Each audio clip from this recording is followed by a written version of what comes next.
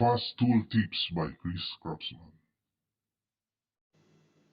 Ito ang tunog ng hindi nakasentro mabuti ang bit sa screw. Hanggat kaya, iwasan mo ito para hindi bumilog ang bit lalo na ang screw.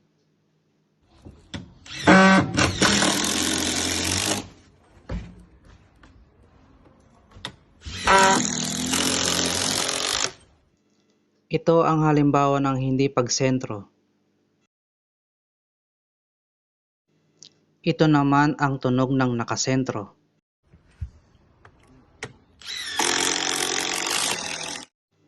Ito ang halimbawa ng nakasentro.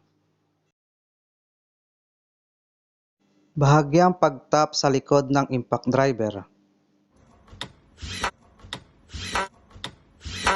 Giving push start sa pagbaon ng screw gamit ang likod ng impact driver para hindi magwigil ang screw. Ginagawa ito lalo na pag alanganin ang pwesto at pwersa mo. Fast Tool Tips by Chris Craftsman.